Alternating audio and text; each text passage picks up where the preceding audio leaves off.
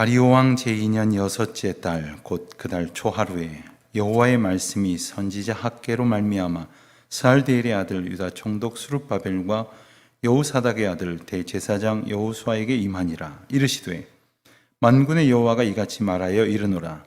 이 백성이 말하기를 여호와의 전을 건축할 시기가 이르지 아니하였다 하느니라. 여호와의 말씀이 선지자 학개에게 임하여 이르시되 이 성전이 황폐하였거늘 너희가 이때에 판벽한 집에 거주하는 것이 옳으냐. 그러므로 이제 만군의 여호와가 이같이 말하노니 너희는 너희의 행위를 살필지니라. 너희가 많이 뿌릴지라도 수확이 적으며 먹을지라도 배부르지 못하며 마실지라도 흡족하지 못하며 입어도 따뜻하지 못하며 일꾼이 삭슬 받아도 그것을 구멍 뚫어진 전대에 넣음이 되느니라. 만군의 여호와가 말하노니 너희는 자기의 행위를 살필지니라. 너희는 산에 올라가서 나무를 가져다가 성전을 건축하라. 그리하면 내가 그것을 말미암아 기뻐하고 또 영광을 얻으리라. 여호와가 말하였느니라. 너희가 많은 것을 팔았으나 도리어 적었고 너희가 그것을 집으로 가져갔으나 내가 불어버렸느니라. 나 만군의 여호와가 말하노라. 이것이 무슨 까닭이냐. 내 집은 황폐하였으되 너희는 각각 자기의 집을 짓기 위하여 빨랐습니다.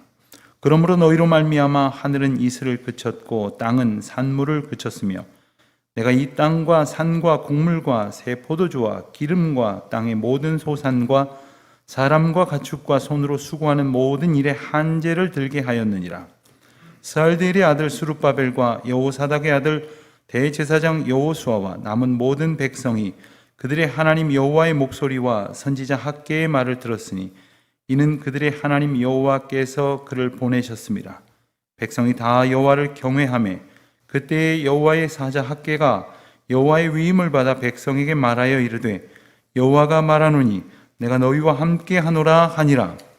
여호와께서 스알디엘의 아들 유다 총독 스룹바벨의 마음과 여호사닥의 아들 대제사장 여호수아의 마음과 남은 모든 백성의 마음을 감동시키시매 그들이 와서 만군의 여호와 그들의 하나님의 전 공사를 하였으니 그때는 다리오 왕 제2년 여섯째 달 24일이었더라. 아멘. 교회의 역사를 보면 참 환란이 많았습니다. 예수님 당시에도 그랬지만 초대교회 시절도 그랬고 교회사의 역사를 보면 지금과는 비교할 수 없을 정도의 각종 전염병도 물론 있었고요. 그리고 극심한 박해와 그리고 전쟁을 비롯한 엄청난 혼란의 시기를 그리스도인들은 지나왔습니다. 하지만 그럴 때마다 우리 주님께서는 그의 백성들을 인도하셨고 또한 하나님만 바라보게 하셨으며 하나님의 크신 편팔로 그들을 강하게 붙들어 주셨습니다. 주님을 경험하는 은혜들을 살게 하셨고 그리고 성도들을 온전케 하셨습니다. 지난날 이 은혜의 역사를 주셨던 것을 기억하면서 주님 주신 약속을 믿는 믿음으로 이 어려운 시기를 잘 견뎌내시기를 또한 축원합니다. 우리 하나님께서 주님을 의지하는 자들에게 복 주시고 또 도우시고 인도하여 주실 줄 믿습니다. 우리가 이런 믿음 가운데에 거하게 될 때 우리는 환난 중에서도 주님이 주시는 평강과 기쁨으로 충만하게 될 것입니다. 로마서 5장 3절로 4절 말씀을 보면 우리가 환난 중에도 즐거워하나니 이는 환난은 인내를, 인내는 연단을, 연단은 소망을 이루는 줄 알미로다 말씀하십니다. 그와 같은 은혜가 이 특별한 시기를 보내는 가운데 우리에게 있을 것입니다. 이와 같은 어려움은 사실 오늘날 살아가는 우리에게만 있었던 것은 아닙니다. 오늘 우리가 함께 읽은 본문 말씀 속 이스라엘 백성들의 시절도 그랬습니다. 그들이 겪은 혼란, 그 어려움 또한 참으로 안타깝고 그리고 괴로운 일이었습니다. 그들은 바벨론 포로 생활을 마치고 예루살렘으로 돌아왔습니다만 고향으로 돌아왔기 때문에 모든 것이 회복될 것이라 하는 그러한 기대는 그들의 생각대로 채워지지 않았습니다.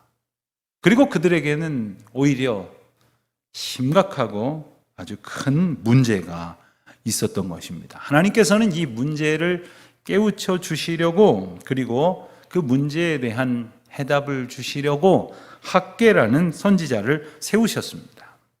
이 학개는 유다가 바벨론에 포로가 되어 끌려갔다가 해방되어 고국으로 돌아온 후에 활동한 소위 포로 후기 시대, 포로기 이후의 시대의 선지자다, 이렇게 말을 합니다. 그래서 우리가 구약 성경을 읽을 때 제일 마지막에 있는 몇 권의 저자인 학개, 스가랴, 말라기, 이런 이들과 같은 시대를 살았던 선지자였습니다. 기원전 586년에 우리가 잘 아는 것처럼 유다가 바벨론에 멸망을 하게 됐죠. 그리고 많은 사람들이 포로로 끌려갔습니다. 그런데 하나님의 섭리 가운데에 바벨론이 무너지게 됐죠. 그리고 그 후에 패권을 잡은 바사의 왕 고레스가 이스라엘 포로들에게 해방을 선포합니다. 그리고 고향 땅으로 돌아가도록 허락을 합니다. 그뿐 아니라 고레스는 그들의 귀환을 도와주었습니다. 그리고 예루살렘에 정착하고 성전을 재건하는 일과 삶의 터전을 복구할 수 있도록 다각도로 배려를 했습니다. 물론 이스라엘에서 포로로 끌려갔던 이들이 다 돌아온 것은 아니었습니다. 아마 그 중에 덜어는 오랜 세월 동안 바벨론에 생활을 하면서 정착했을 것입니다. 그 기간이 수십 년이었기 때문에 나름대로 다져놓은 기반이 있었기 때문에 돌아가도 좋다 하였지만 그 기반을 포기하기 어려웠던 이들도 있었을 것입니다. 그래서 마침내 기원전 537년에 수룹바벨 총독이 이끄는 제1차 귀환하는 그러한 사람들의 수가 성경은 약 5만 명이었다, 이렇게 전하고 있습니다. 그 중에는 약 4만 2천 명 정도의 백성들이 있었고, 그리고 7천 명 정도의 노예가 있었고, 그리고 노래를 부르던 찬양대원들이 200명이 포함이 되어 있다, 성경은 이렇게 소개를 하기도 합니다. 그런데 페르시아 왕 고레스의 칙령에 따라 그들에게 성전 재건이 허락되었고, 또 바벨론이 이전에 약탈했던 성전 기물들도 다 돌려주었을 뿐만 아니라 성전 건축 자재도 지원을 받았기 때문에 그들은 예루살렘에 돌아온 이듬해에 꿈에 그리던 성전 재건 공사를 시작하게 되었습니다. 한번 상상을 해보십시오.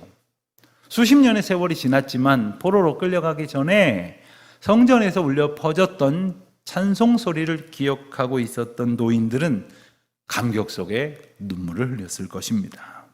또 많은 사람들은 기뻐서 어쩔 줄을 몰랐을 것입니다. 하지만 그 기쁨도 잠시 북방에서 내려와 예루살렘을 차지하고 있었던 사마리아 사람들의 아주 집요한 방해 때문에 성전 재건의 열망은 어그러지고 말았습니다. 그리고 무려 16년 동안이나 성전 재건 공사는 속절없이 중단되어 버렸던 거지요.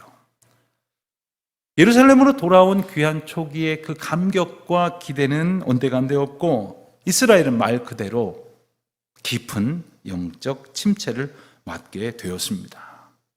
눈에 보이는 성전만 회파된 채 있었던 것이 아니라 더 큰 문제는 이스라엘의 영적 공동체가 하나님께서 주신 기쁨과 또 보여주신 비전을 갖는 소망을 잃어버린 채 그야말로 끝모르는 심각한 위기를 겪고 있었던 것입니다. 바로 그때 하나님께서는 이 학개 선지자를 보내신 겁니다. 이 학개서는 비록 아주 짧은 분량이지만 선명하고도 아주 분명한 하나님께서 주시는 아주 핵심적인 메시지를 선포합니다. 그것은 눈에 보이는 성전 그 건물뿐만 아니라 이스라엘 백성들의 영적 공동체를 새롭게 하여 온전하게 세우시려는 주님의 계획을 보여주신 것입니다. 이스라엘 백성들에게 있어서 성전은 아주 특별한 곳이었습니다. 하나님을 만나는 곳이었으며 또한 하나님 임재의 상징이었습니다. 그래서 그들이 애굽에서 탈출한 후에 하나님께서 성막을 짓게 하셨지 않습니까? 사실 그 성막은 움직이는 성전이었습니다. 그들은 언제나 그 성전 중심으로 모여들었고, 그리고 행진할 때에도, 그리고 머물 때에도 성전 중심으로 살았습니다. 그리고 나서 다윗 왕 때를 지나 솔로몬 왕 때가 되었을 때 하나님께서는 그들에게 성전 짓는 것을 허락하셨고, 그 성전이 낙성될 때에 다윗 가문에 허락하신 영원한 언약이 비로소 주어졌습니다. 그렇기 때문에 그들에게 있어서 성전이 파괴되었다고 하는 것은 단지 하나의 건물이 무너졌다는 것이 아닙니다. 이스라엘의 영적 정체성이 무너졌다는 것을 의미하기도 했던 것입니다. 그렇기 때문에 성전 재건이라는 일이 포로에서 돌아온 이스라엘이 제일 먼저 해야 할 일임에 두말할 나위가 없었던 것입니다. 하지만 그것이 이루어지지 않은 채 16년이라는 긴 시간이 흘러버렸으니 이스라엘 백성들은 어쩌면 소망을 하나도 찾을 수 없는 지경이었을 것인지 모릅니다. 학계는 이 메시지를 선포합니다. 오늘 우리가 읽은 대로 이 메시지는 우선은 이 두 사람을 향하고 있습니다. 이스라엘 백성들의 정치적인 지도자인 총독 스룹바벨과 영적 지도자인 대제사장 여호수아가 바로 그들입니다. 그들에게 그 메시지가 선포됐던 날은 6월 초하루, 즉 월삭이라고 불리우던 명절이었습니다. 그래서 이날은 많은 사람들이 성전 터에 모였던 날이었습니다. 그 많은 사람들도 듣고 있는데 자신들에게 선포되는 이 메시지가 이 두 권력자에게는 그저 편안하지만은 않았을 것 같습니다. 어쩌면 질책하는 말처럼 들렸을지도 모를 것입니다. 하지만 학계는 이 메신저의 사명을 주저하지 않았습니다. 그리고 16년 동안이나 지속된 공사 중단이 의미하는 바가 무엇인지를 선포했습니다. 그것은 바로 그들의 불신앙이었고 무능이었고 무책임이었습니다. 게다가 그러한 지도자들로 인하여 백성들은, 또한 백성들로 인하여 지도자들은 서로 하나님의 사명으로부터 멀어져 버린 부하 뇌동의 공범이 되고 말았던 겁니다. 자, 그렇게까지 된 이유는 무엇이었을까? 여러 가지 이유가 있을 수 있겠지만 2절 하반절을 보면 하나님께서 그 이유를 분명하게 말씀하십니다. 이 백성이 말하기를 여호와의 전을 건축할 시기가 이르지 아니하였다 하느니라. 그 백성들이 이렇게 말했다는 거예요. 분명히 하나님의 인도하심과 사명이 있었지만 그들은 그 책무를 외면한 채 변명을 만들고 있었습니다. 그리고는 하는 말이 지금은 성전을 건축할 때가 아니다 라고 말했다는 거죠. 성전을 건축해야 하는 너무나도 분명한 하나님의 명령과 인도하심이 있었음에도 불구하고 그들은 수십 가지, 수백 가지 핑계를 대면서 하나님 주신 사명에 귀를 닫았습니다. 그리고는 자기들의 집을 짓는 일, 또 살림을 장만하는 일, 농사 짓기 위해 땅을 개간하고 씨 뿌리는 일, 그래서 자기들 잘 먹고 잘 살만한 기반을 마련하는 일을 더 급하게 여겼던 겁니다. 물론 이전에 성전을 경험하지도 못한 채 포로기에서 태어나서 자랐던 세대들은 성전 재건이라는 문제가 그렇게 급하게 여겨지지도 않았을 겁니다. 지금까지 없었기 때문에 당장 아쉬울 것도 없었을 것이니 때가 아니라고 하는 말에 별로 고민이 없었을지 모릅니다. 하지만 그 사명을 들은 지도자들은, 그리고 하나님께서 주신 성전의 의미가 무엇인지를 아는 신앙의 선진들은 결코 그렇게 16년을 보내서는 안 됐었던 것입니다. 주님은 다시 한번 4절과 5절의 말씀을 통해서 그들에게 지적하십니다. 이 성전이 황폐하였거늘 너희가 이때에 판벽한 집에 거주하는 것이 옳으냐? 그러므로 이제 만군의 여호와가 이같이 말하노니 너희는 너희의 행위를 살필지니라. 4절에서 보고 있는 판벽한 집이라는 말은 벽에 판을 대었다. 즉 벽에다가 널빤지를 덧댄 집이다 라는 뜻입니다. 이게 나름 꾸민 집이라는 얘기입니다.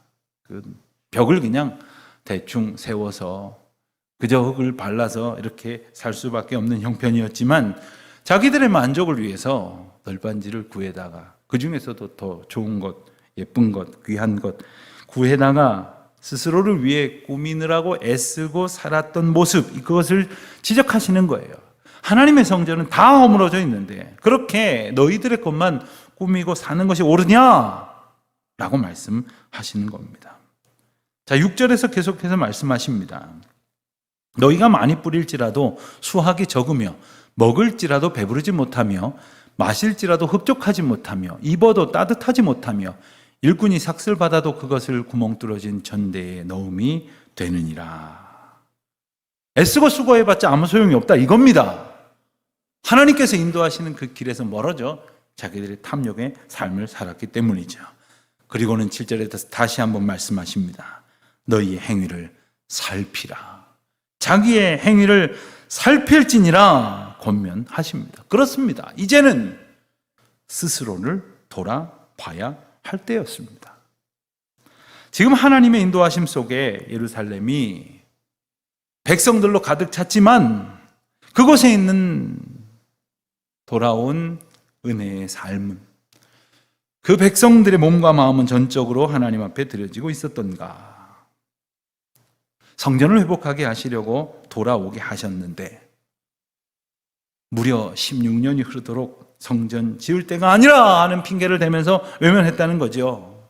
자, 그러고서는 농사 지었지만 수확이 적었다고 했습니다. 잘 먹고 잘 살겠다고 힘썼지만 만족할 수가 없었습니다. 평안하지를 못했어요. 그저 하는 말이 참 허망한 삶이었다라고 말할 수밖에 없는 형편이었던 거죠. 하나님은 그러한 삶을 통해서 그들이 느끼기를 원하셨어요. 깨우치기를 원하셨어요. 그래서 하나님께서는 깨우치지 못한 백성들에게 선지자를 보내셔서 오늘 우리가 읽은 말씀처럼 분명히 선포하시지 않습니까? 그것은 비단 눈에 보이는 건물로서의 성전만을 언급하신 것이 아니었습니다. 성령이 거하시고 또한 주님의 말씀과 인도하심의 은혜가 날마다 풍성하게 울려 퍼지는 영적 공동체를 이루지 못하고 있었던 이스라엘 백성들의 모습을 지적하시는 거예요. 하나님이 이끄시는, 하나님이 복주신 그 아름다운 주님의 몸된 공동체를 하나님의 은혜 앞에서 살피지 않고 그저 나만 더 편히 살겠다고 잘 먹고 많이 누리겠다고 힘쓰며 살았지만 아무 소용이 없었다 하는 겁니다. 그렇습니다. 성령이 거하시는 영적 공동체, 우리에게 주신 그 아름다운 주님의 몸된 성전과 공동체를 살피지 않고는 아무 열매가 없는 겁니다. 그래서 주님 말씀하시는 거죠. 너희 행위를 살피고 그 동기를 돌아보라. 반복해서 말씀하십니다. 강조하십니다. 너희의 행위를 살필지니라. 신앙생활하는 게 그런 거 아닙니까? 주님 앞에서 우리의 행위를 비춰보는 겁니다. 말씀이라는 거울 앞에서 우리의 지난 한 주간의 삶을 비춰보는 겁니다. 아, 버려야 할 것이 너무 많았구나. 씻어내야 할 것이 너무나 많았구나. 하나님 앞에서 죽어야 할 내 옛사람이 너무 성하고 있었구나. 하나님의 온전케 하시는 은혜로 새로워져야 하겠구나 하는 것이 예배이고 하는 것이 신앙생활 아니겠습니까? 그런데 그를 위해서 하나님께서 세워주시고자 하셨던 성전은 허물어져 있는데 그것을 위해서 하나님께서 꾸려주시고자 하셨던 영적 공동체는 회파되어져 있는데 그저 내 먹을 것을 위해서 내 사는 것이 급하다고 내 형편이 더 중하다고 사명을 내버리고 있는 것은 아닌가? 하나님 그들에게 명령을 하시는 거예요. 자, 어떻게 명령하십니까? 8절 말씀을 한번 보실까요? 8절입니다. 너희는 산에 올라가서 나무를 가져다가 성전을 건축하라. 그리하면 내가 그것으로 말미암아 기뻐하고 또 영광을 얻으리라 여호와가 말하였느니라. 아마 그들이 가졌던 여러 가지 핑계들 중에는 재료가 없었다는 핑계도 있었던 모양입니다. 나무가 없습니다. 아니 근데 물론 나무가 없었겠습니까? 산에 올라가면 나무가 얼마나 많았겠어요. 하지만 어쩌면 그들은 생각했을 거예요. 솔로몬의 성전을 떠올리면서 화려한 우리가 볼 수 있는 나무 중에 가장 좋은 백향목으로 지어야 할 텐데 그 백향목이 없다 라고 말하면서 핑계를 삼았을지 모를 것입니다. 오늘날로 말하면 돈이 많지 않습니다. 땅이 넓지 않습니다. 가진 게 충분하지 않습니다. 아마도 이런 핑계를 말할 것입니다. 그렇습니다. 최고급 백향목 나무가 아니어도 좋습니다. 산에 올라가서 거기에 있는 그 나무로 성전을 건축하라는 거예요. 사실 그 나무는 누구 겁니까? 주님이 주시겠다는 거죠. 주님이 예비하시겠다는 거죠.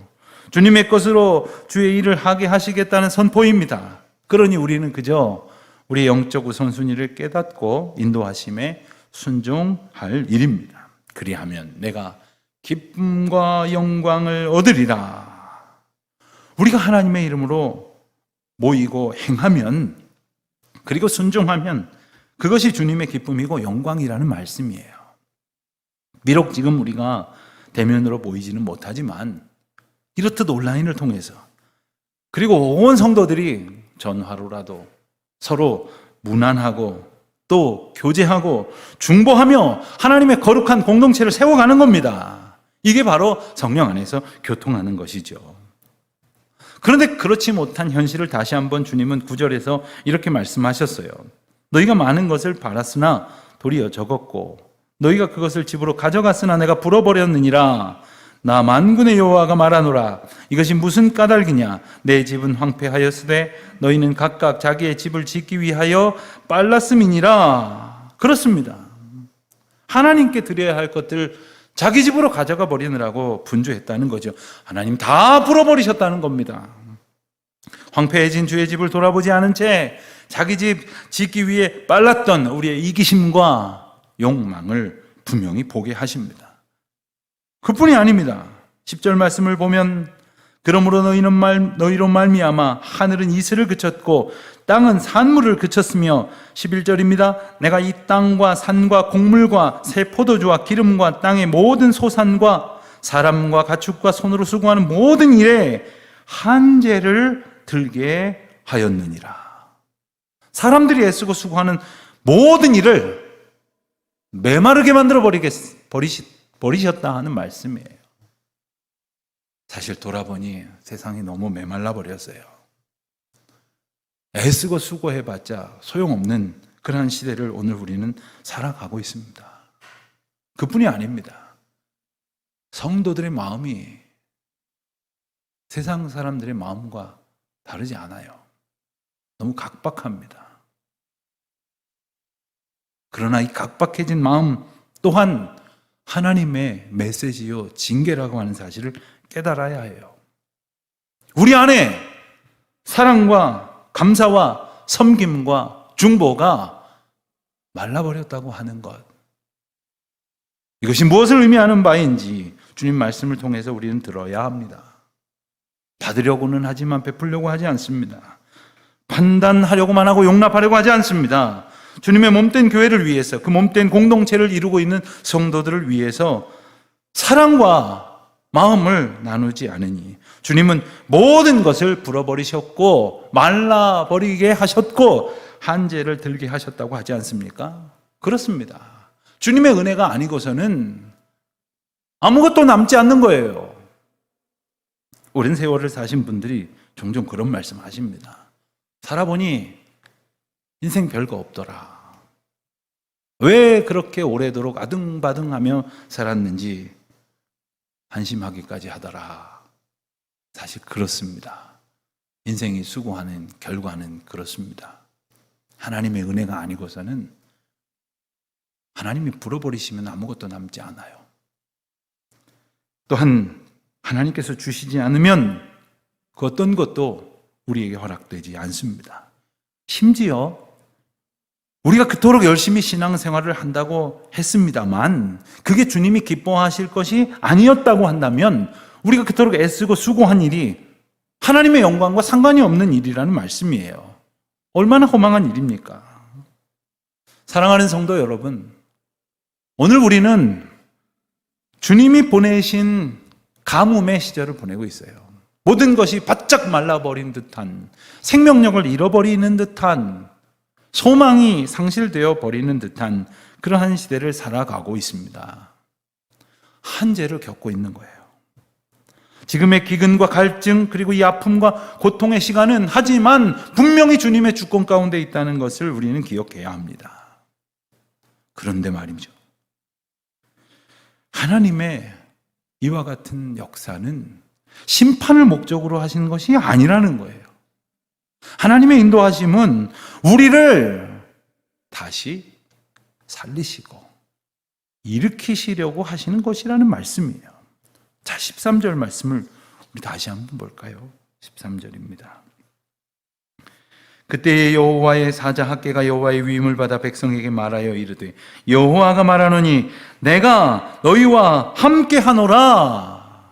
내가 너희와 함께하노라. 주님의 메시지는 바로 이것이고 주님의 약속은 바로 이것입니다. 내가 너희와 함께하리라. 이것이 주님께서 성전을 짓게 하시고 공동체를 온전히 세우게 하심으로 주시려는 하나님의 은총입니다. 사랑하는 성도 여러분, 이거 없다 저거 없다 하지 마시고 이게 힘들다 저게 힘들게 되었다, 참으로 고통스러운 시대다라고 한탄하지 마시고 세상 탓, 인생 탓, 지도자 탓 하지 마시고 힘이 없다, 돈이 없다 하지 마시고 오직 모든 것을 풍성히 더하시는 주님의 은혜를 따라 순종하며 살아가는 우리 모두가 되시기를 바랍니다.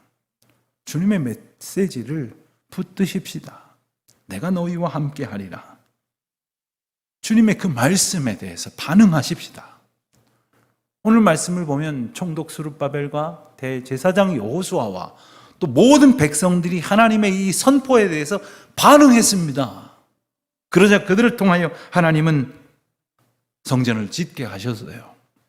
16년 동안이나 답보 상태에 머물렀지만 하나님의 말씀에 감동하고 그에 반응할 때 주님의 거룩한 역사는 이루어지는 것입니다. 사랑하는 성도 여러분, 삶이 주님 앞에서 새로워지고 가정과 교회와 이 나라와 이 민족이 주님 앞에서 온전한 생명력을 얻기를 구하는 모든 주님의 백성들에게 주시는 이 말씀을 붙들고 다시 주님 앞에 온전한 반응으로 영광 돌려드리는 우리 모두가 되시기를 우리 주님의 이름으로 축원드립니다. 기도하겠습니다.